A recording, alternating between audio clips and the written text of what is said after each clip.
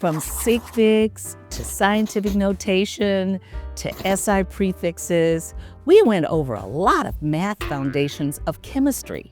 Now we bring it together, using that knowledge to help with real-world mathematics, such as distance measurements. Hello, students. My name is Professor Waugh, and I've been teaching Intro Chem for over 31 years. In today's video, we're going to be learning about making SI definitions to solve problems for length, area, and volume. Make sure that you watch our previous videos. That way I won't have to worry about you as we continue this process. All right, let's start class. Quick note before we begin, we have a website. There you can find all the notes we write for our videos. We also have quizzes and assessments, so go check us out. Thanks. Hi students. Today we're going to learn about length, area, and volume, and how to make SI prefix definitions from them. Okay, length is just a distance, so we're just going to treat it just like we did previously and use our SI definitions either from the number line, or you can use the other method where you just use your brain.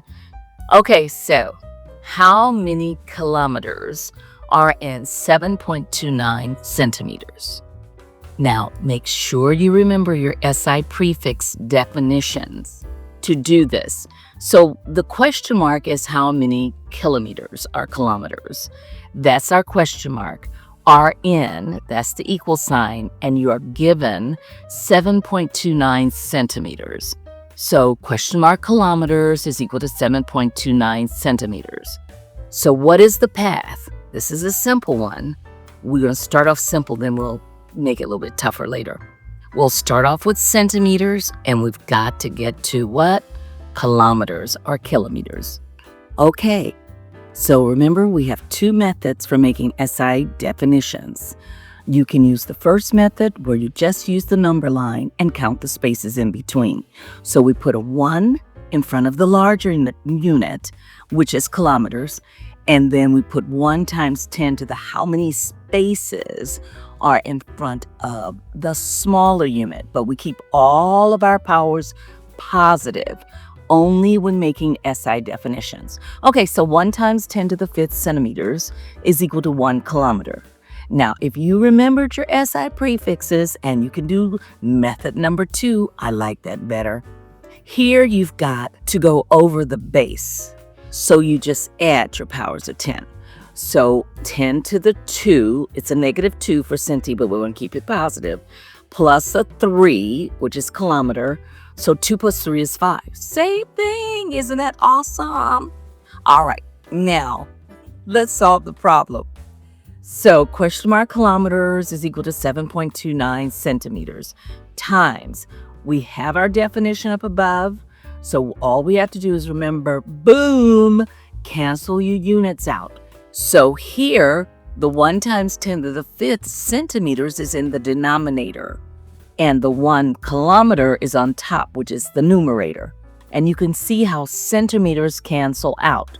Whenever you have a number in the denominator of your fraction, you divide by that number. And so the resulting answer is pretty straightforward. 7.29 times 10 to the negative 5 kilometers. If you don't know how to do that in your head, and I'll teach you that later in another video, then just go ahead and put in your calculator. All right, let's keep going.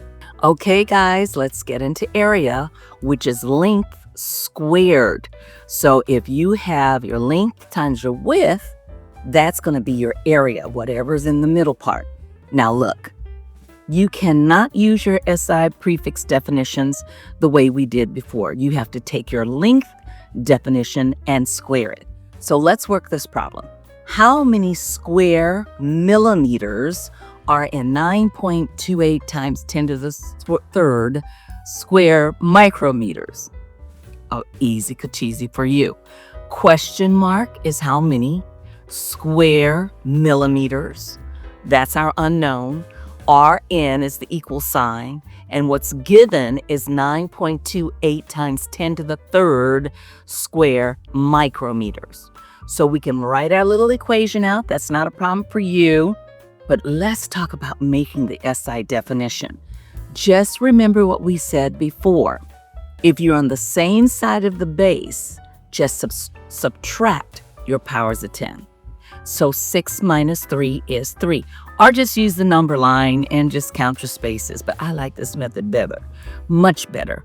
Okay, so what is our path? We're starting off with a square micrometer, and we're trying to get to a square millimeters. Okay, so we start off with the length. 1 times 10 to the third micrometers is equal to 1 millimeter. You know how to do that. But you square everything, the whole equation, all the numbers, and you just multiply the power by 2 to square it. Isn't that the easiest thing? So our resulting answer is 1 times 10 to the 6 square micrometers is equal to 1 millimeters squared, or square millimeters. Okay. So let's look at the problem's answer. Question mark millimeters square millimeters is equal to 9.28 times 10 to the third square micrometers times, we've got again, put the square micrometer in the denominator. So that's 1 times 10 to the 6 square micrometer in the bottom, that's the denominator of the fraction, and 1 square millimeter in the numerator. So boom, the square micrometers cancel. And the resulting answer is 9.28 times 10 to the negative third square millimeters. Look at that, isn't it easy? Thank you for attending class today. We had to cut the video here since it was getting too long. But in our next video, we will finish up with volume. To recap, before solving length and area problems, you should know how to make SI definitions. And if you need to know that, you can start with this video here. While length is rather straightforward, for area you have to do a little extra, namely squaring the SI definitions that you made for length. After our next video on volume, we will teach you about addition, subtraction, multiplication, and division with sig figs that students really need to know. Once again, thanks for watching.